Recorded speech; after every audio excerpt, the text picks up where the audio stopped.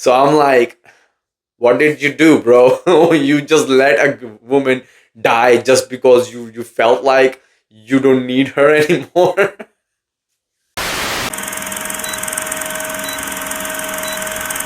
Return to Silent Hill is directed by Christoph Gans, written by Christoph Gans, Sandra Boan, and William Joseph Snyder, starring Jeremy Irvine, Evie Templeton, Hannah Emily, Robert Strange, and many more. If you guys have seen the first film, it is the same plot. In the first film, the mother is looking for her daughter. Here, the lover is looking for his girlfriend. The very first thing that I hate about Silent Hill movies is that they show ghostly figures, really scary looking ghostly figures, and the character's reaction to them is not scared enough. I don't know why they do that. I've seen the first film. I did not see the second film, but I've seen this one. So the first one and this one, and I have not played the game. I'm pretty sure the game is good. But this film and even the first film, the characters don't react scared enough to the ghostly figures that are lurking around them. They are all like, oh my god, I see a ghost. Oh my god, I'm going to run away. This ghost has no hands, has a hole in his chest, and the hole is spewing some kind of acidic goo. And these characters are just hiding behind a car, hiding behind a wall. Run away! Why are you just waiting there? I don't understand what's the deal with them. I remember first film that I saw, the very first scene we see in that film, the first one, um, the mother who is trapped in this town, the first ghost she sees is like a bunch of really weird, burnt out, humanistic but very disgusting looking creatures just morphing in front of her and walking around. And her reaction to that was, "Oh, get away from me." It was so fake, like I hated that.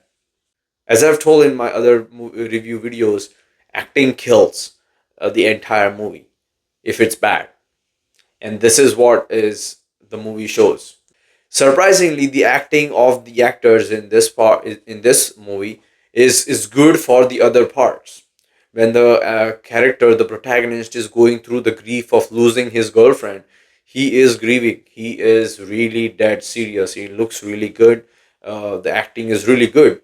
But only the parts where they are reacting to the ghosts is feels really fake. Feels underwhelming. Does not feel like you are seeing what they are showing. But that's not the only thing that I actually hated about this film. There are a lot more.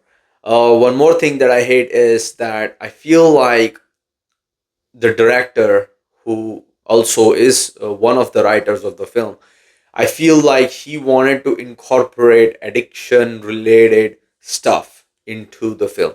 How a person who is addicted to so and so drugs or alcohol or anything else has to go through his addiction related process, and the movie is kind of like a visual representation of what it feels like when you are addicted and you're trying to get out of that addiction. And that is good, and I was invested in that. But then there's a lot of other things happen. There are a lot of other writers that incorporate their side of the story, and it becomes a jumble mess. I think that is the flaw with this movie, is that it is a mess. There are movies out there where the writers are not one, but there are multiple writers, but still you understand what the story is trying to tell you. What is the narrative? Here it does not. It's very jumbled up. At one point, it feels like it's giving you a very serious, a deep story, a deep psychological, thrilling story. But then at the other side, it's like it's not that. It's something else. It's something else. It was just that. It was a very jumbled up story.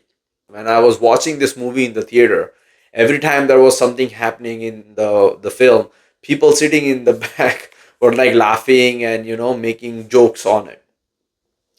And then there was also one incident, one time where this guy just gets up and starts walking out of the theater, and before leaving, he's like, "You guys know this movie sucks," and he just leaves, and everyone was laughing. So because the theater was full, like there were people, but the movie is so bad that people just got annoyed by it. Oh, there is one. There is this woman who is a spider. She transforms into this weird looking spider, and I think that was one thing that was new. And I feel like when the spider part came out, nobody was laughing, nobody was cracking jokes at that point, because that was something new. People were interested in that. So I feel like people were joking because everything else was just the same, and not just the same, but everything else was also lame. And I feel like the laughing stock of this movie was very much deserved. This film has more jump scares than the first Silent Hill film. And the weird part in that is that even with the jump scares, the characters, the protagonists or the other characters, they don't react scared enough. Like there is one scene where the guy, our protagonist, he turns around, there is complete silence. He turns around and there is like a scary female face right in front of his face. And the protagonist does not even react to it. Like he's like, and that's it. I'm so sad that the concept of how to overcome your addiction, how things that feels like, oh, this is the nice thing, this is the right thing, it feels exactly the same way as getting high does or getting drunk does, and let's do this. But that's just fake. This movie kind of represents that aspect of getting out of your addiction as well. And it is amazing how they put it. They show like a duplicate of her girl show up, and he starts falling for her, but then he realizes that you are not real, you're fake. I don't want that. I want my real girl. I don't want you, you're fake. And he overcomes that as well. But again, with the writing and all, it was confusing. It was very much jumbled up again.